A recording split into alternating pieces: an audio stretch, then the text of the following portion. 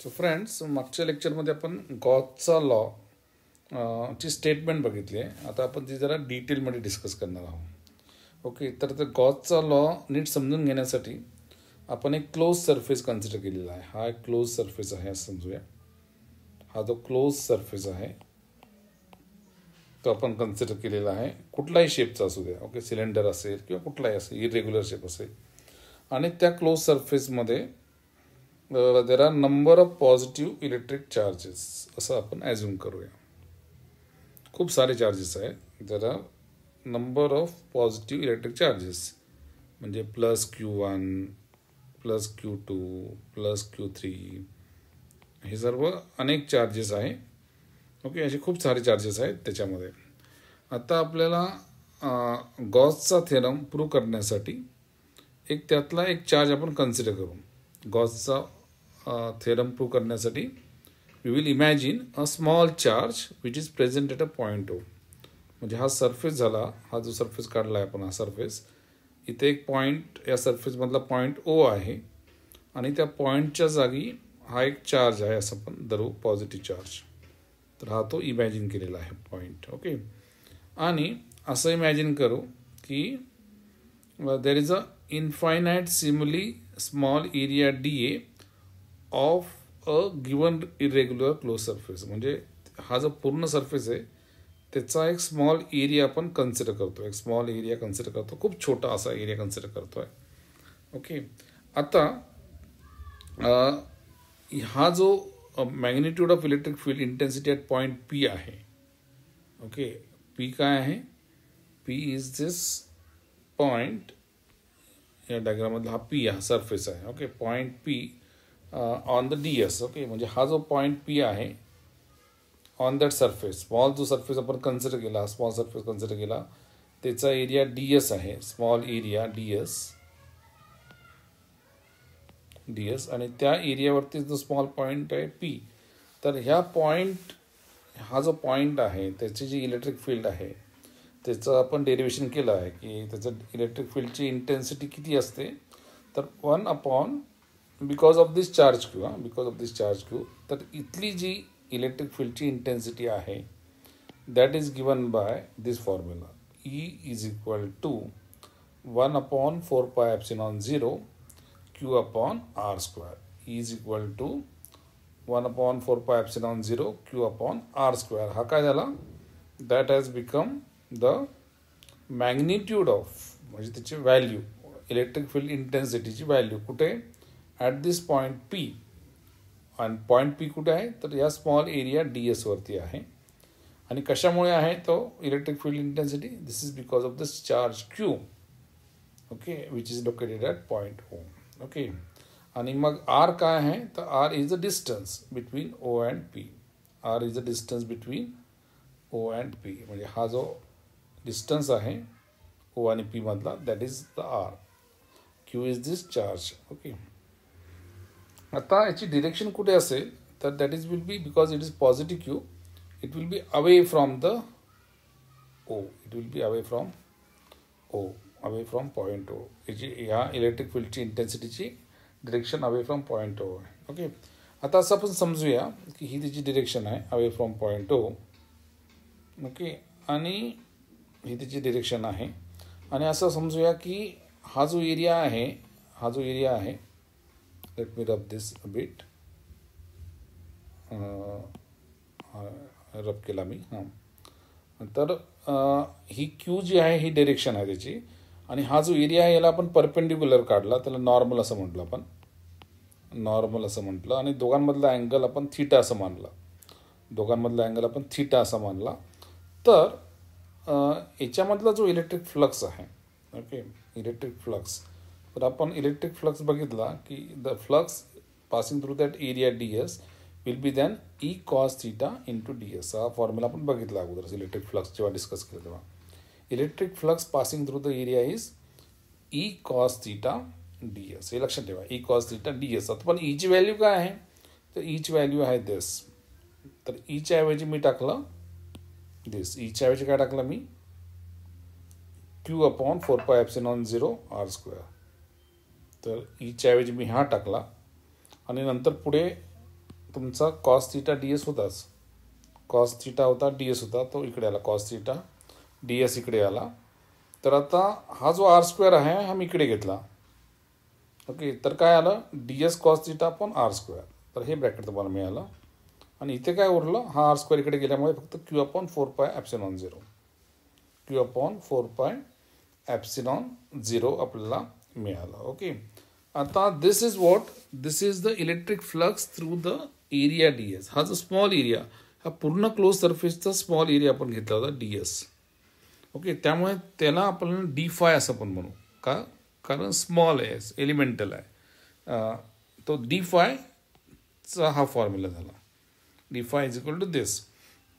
आता सॉलिड अँगलचा जो कन्सेप्ट आपल्याला माहिती आहे तो असा आहे की समजा हा जो एरिया आहे किंवा आपण एक आईस्क्रीमचा कोन जर आपण इमॅजिन केला, तर आईस्क्रीमच्या कोनचा हा टॉप आहे असं समजूया. तर ते जे आईस्क्रीमच्या कोनचं जे अँगल असतं, okay, that becomes the solid angle. म्हणजे हा कोनिकल जेव्हा आपण कन्सिडर करतो त्याला आपण सॉलिड अँगल असं म्हणतो. आणि हा सॉलिड अँगल हा समजा एरिया डी एस आहे आणि ही समजा त्याची आर आहे लेंथ.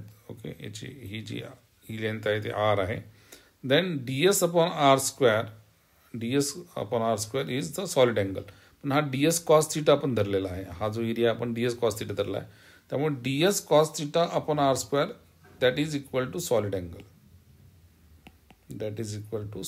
हा जो भाग आहे दिस इज सॉलिड अँगल आणि त्याला आपण डी ओमेगा असं मानूया. त्यामुळे आता डी फायचा फॉर्म्युला काय झाला, डी फायचा फॉर्म्युला झाला हा आहे तसा ब्रॅकेट क्यू अपॉन 4 पाय ॲप्सिलॉन 0 आणि D S cos theta upon R स्क्वेअरच्या ऐवजी आपण डी ओमेगा लिहिला सॉलिड अँगल. तर हा झाला formula for finding the electric flux passing through the small area D S. परंतु आपल्याला स्मॉल एरिया कन्सिडर करायचा का, नाही. मग काय पूर्ण एरिया कन्सिडर करायचं. ओके, स्मॉल एरिया कन्सिडर करायचं नाही. तो नाव टोटल इलेक्ट्रिक फ्लक्स काढायचा आहे. तर टोटल इलेक्ट्रिक फ्लक्स काढण्यासाठी काय करायचं, आपण कॅल्क्युलस वापरायचं, इंटिग्रेशन वापरायचं. आणि integration of this is integral of d phi is equal to integral of E into d s. आणि हे इंटिग्रल केल्यानंतर तुम्हाला मिळेल क्यू अपॉन 4 पाय epsilon 0 integral of D omega. आता सॉलिड अँगल हा पूर्ण क्लोज सरफेसचा सॉलिड अँगल जेव्हा इंटिग्रल करतो तेव्हा त्याची किंमत असते 4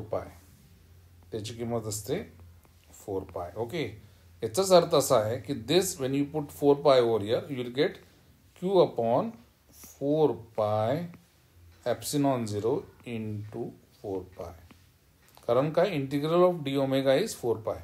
4 पाय कॅन्सल येतो आणि तुम्हाला काय मिळतं, total electric flux crossing through the close surface is equal to Q upon, आता 4 पाय कॅन्सल झाला तर क्यू अपॉन ॲप्सिलॉन. ओके, हाच आपण अगोदर डिस्कस केला होता गॉसेस लॉ म्हणून. Okay, what is the Gauss's law, Q upon epsilon 0. Okay, आता तुम्ही म्हणाल हा स्मॉल क्यू आहे, बरोबर आहे, परंतु आपण समजा अनेक चार्जेस कन्सिडर केले. तर Q1 हा समजा क्यू होता, दुसरा चार्ज कन्सिडर केला तर त्याच्यामुळे काय येईल तुम्हाला,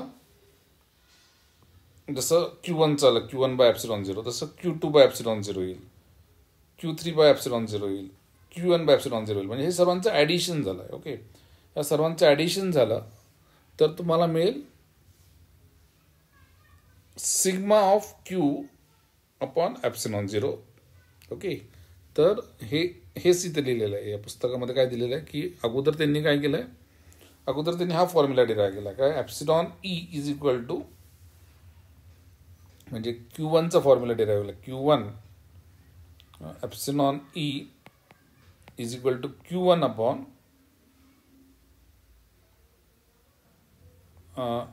five E, sorry epsilon E नाही, phi E is equal to Q upon epsilon 0. दुसऱ्यासाठी phi E is equal to Q2 upon epsilon 0. Okay, phi E is equal to Q3 upon epsilon 0. आणि ते टोटल जो ॲप्सिलॉन घेतला तुम्ही, total five घेतला तर तो ॲडिशन झाला इथे according to the superposition principle. Total flux phi due to all the charges, म्हणजे ह्या चार्जमुळे, ह्या चार्जमुळे, ह्या चार्जमुळे, अशा n चार्जेसमुळे, सर्व n चार्जेसमुळे जो काही आला, that is the addition of this. आणि आपण गणितात शिकलो आहोत की ॲडिशन म्हणजे सिग्मा. ॲडिशन म्हणजे sigma. Sigma of Q I upon epsilon 0.